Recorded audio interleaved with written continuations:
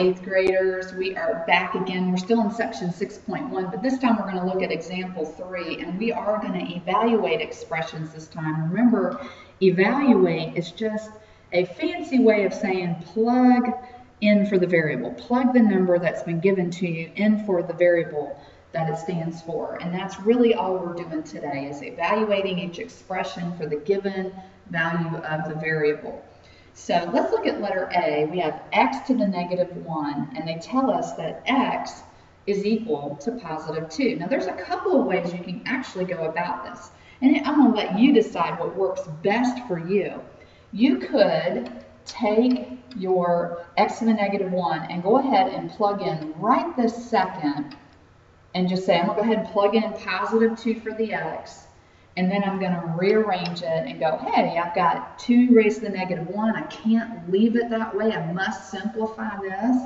And I'm just going to go ahead and move to the negative 1 down to the bottom. And of course, 2 to the positive 1 is very simply 1 over 2. Okay?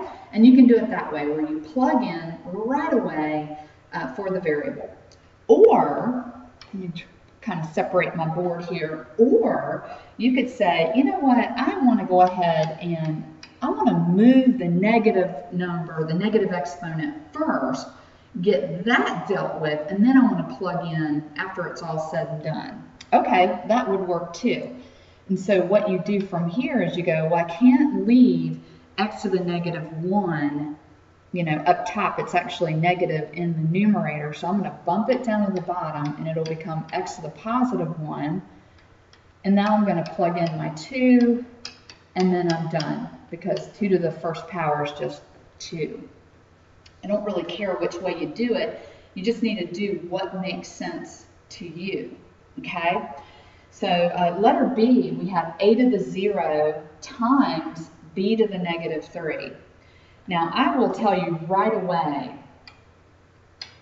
that anything to the 0 power is what? Oh my goodness, I hope I heard it. I think I'm hearing some whispers or screams or yells of 1. So really, you could mark out a to the 0 power. You don't really need to plug in the number for that, because remember what I told you, anything, any variable, any number, any fraction, any decimal raised to the 0 power is always 1. And you got it. So you can actually ignore that. That's just 1. And now it's really just 1 times b to the negative 3. So really our focus is just changing b to the negative 3. So like I told you above, you can either change it before you plug in, and you can go, hey, that's actually 1 over b to the 3rd. And I'm going to go ahead and plug in negative 2 for b. Now be careful here. I would, any negative number you plug in, put it in parentheses, and then solve it. And negative 2 times negative 2 times negative 2 should be negative 8. And you'll end up with 1 over negative 8. Or you could plug in from the get-go. You could say, I'm not going to remember that a to the 0 is 1, and you can just go ahead and plug in 8 to the 0. You can do 8 to the 0 times negative 2 to the negative 3 power, and then simplify it from there. That's really up to you to decide how you want to do that. I just want to try and give you as many shortcuts as possible. You decide how you want to handle it. Okay? C is very simple. You just have p to the negative 3. You can go ahead and move that to the denominator, making it 1 over p to the positive 3, and then go ahead and plug in your positive 4. If it would make you more comfortable to just always plug in numbers in front of an exponent in parentheses, just do it that way. It's not wrong. It doesn't hurt anything. It's actually a really safe thing to do. And then you've got 4 to the 3rd. We got to figure that out. So 4 times 4 is 16, and 16 times another 4 is 64. And you'll end up with 1/64 is what you'll end up with there. Now let's move on to letter D. We've got 8 times a to the negative 2 times b to the 0. Now I hope you see what drew my eye right away was that b to the 0 power. Remember what I've been hammering since the very first lesson. Anything to the 0 power is 1. Anything. And that is, the only thing being raised to the 0 power is the letter b. So we can just go ahead and cancel that out. We already know that this is 1. We already know that. Don't need to plug in for b. You can, if that makes you feel better. You don't need to. It's an unnecessary step, especially if you can identify at this moment that b to the 0 is actually just another way of saying 1. Okay?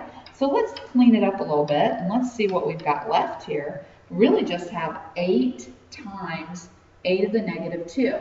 Now, I like to simplify before I plug in, so I'm going to leave the 8. See, 8 has an understood exponent. Do you see that exponent right there? It's an understood 1. So 8 already has a positive exponent. So we're going to leave 8 right where it is. It doesn't need to move. It already has the positive exponent we want on it. The only thing that needs to move is that a to the negative 2. We're going to move it down to the bottom just like that. Now, if you weren't quite sure what just happened, let me reiterate to you, okay? First of all, we got rid of b to the 0 because we said anything to the 0 power is 1. So just mark it out. It's unnecessary. Multiply by 1. Anything times 1 is itself, okay? That left us with 8 times a to the negative 2.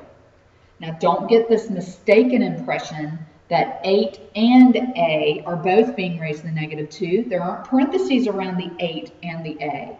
Only the a is being raised to the negative 2. The number 8 has an understood exponent of positive 1. Because its exponent is positive, we're going to leave it right here in the numerator, and we're going to pop that a to the negative 2 underneath it because that's the only thing that has a negative exponent. Okay, so that was a recap. Let's plug it back in, and let's plug in negative 2 for that a, and then let's simplify. Remember, negative 2 raised to the second power is the same thing as negative 2 times negative 2, which is positive 4, and 8 divided by 4 is 2. And we're finished. We simplified the whole thing. So that's evaluating. I think the hardest one here was letter D. Most confusing, but hopefully I did a good job in explaining why the 8 stayed up top and why the a to the negative 2 needed to be moved down to the bottom. Now, if we need to talk about one like this one in class, please bring your questions to class and let's talk about it a little bit more. Thanks for listening.